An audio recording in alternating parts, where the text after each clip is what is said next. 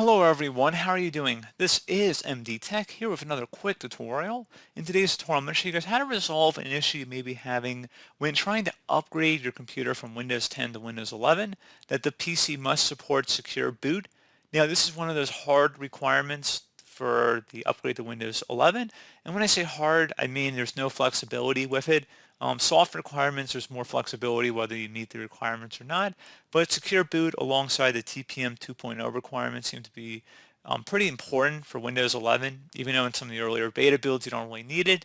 But generally speaking, if you're trying to upgrade from Windows 10, that's going to be a problem.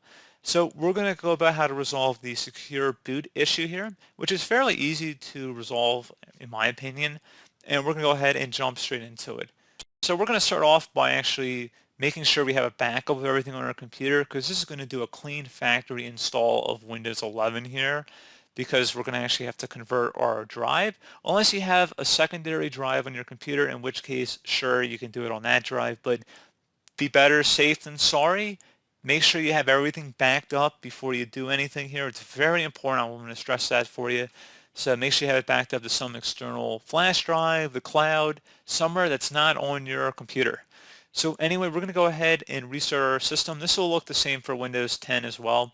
So just would right click on the start button, select shutdown or sign out, and then hold down the shift key and select restart.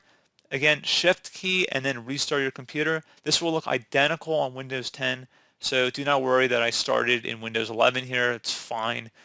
Besides a couple graphical differences, it should be the exact same command, same exact process that we followed if I was on a Windows 10 computer. So anyway, we're going to go ahead and select Troubleshoot, Reset Your PC, or see Advanced Options. And now we are going to go ahead and select the Advanced Options button. So go ahead and left click on that. And now we're going to go ahead and select where it says Command Prompt, because we're going to be going into the command prompt for today's tutorial, and that's where we're going to be doing our conversion. So we are going to start off by selecting Command Prompt. And it's very important you type in exactly everything I write on the screen here. Again, very critical, because if you don't do it, it's not going to work. And then you might have an unbootable system, because we're about to, clean everything. So you want to make sure you do it right here.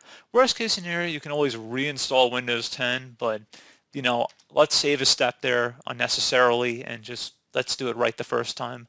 And we're going to just type in MBR2. A numerical 2, don't spell out 2. So again, MBR2 gpt.exe space /convert. Again, exactly how you see it on my screen here. So again, MBR2 gpt.exe space /convert. I will have this zoomed in on the screen as well so you can see it a little bit better. Hit enter on your keyboard. So it should say the MBR2GP will now attempt to convert the default boot disk. If conversion is successful, the disk can only be booted in GPT mode. These changes cannot be undone. Now that we've done this, we're not finished yet because we still have to change it to the UEFI model. So close out of here, and you're going to go turn off your PC, and then you're going to go into your boot menu, so your BIOS. So select your BIOS key when your computer is booting up. You can look that up for your specific computer make and model. Generally, it's either the escape key, F2, F8, and F12. Those are the most common keys I've seen. So again, it'd only be one of those. But again, if you had to just completely guess, it would be one of those 4 or 5 I mentioned. But you can look that up on your own end. I'm assuming you're doing that before you're actually following along with this tutorial blindly. But pretty straightforward. Go ahead and look that up. We're going to go turn off our computer, and then I'm going to go get to my boot menu, and I'm going to come right back. Okay, so I'm going to go ahead and enter into my setup. So just go ahead and hit enter. And then if you've never been in the BIOS before, use your arrow keys left and right to go navigate between the settings here. So we're first going to start by heading over to the boot tab.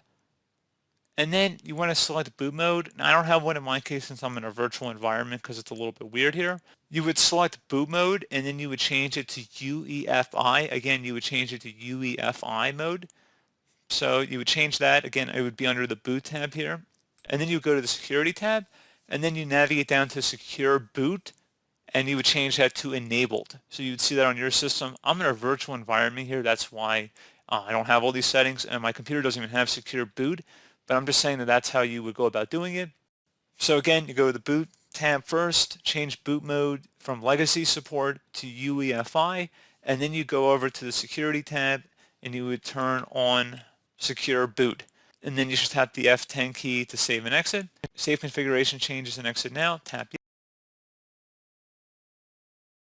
So while you'll still likely have your Windows files and stuff, there's still a chance that it won't be saved. So that's why I wanted you guys to make a backup before you begin. But then at this point, you go ahead and check for updates in Windows 10. Let it update to Windows 11. At that point, you should be good to go. So pretty straightforward process. Do I was able to help you out, and I do look forward to catching you all in the next tutorial. Goodbye.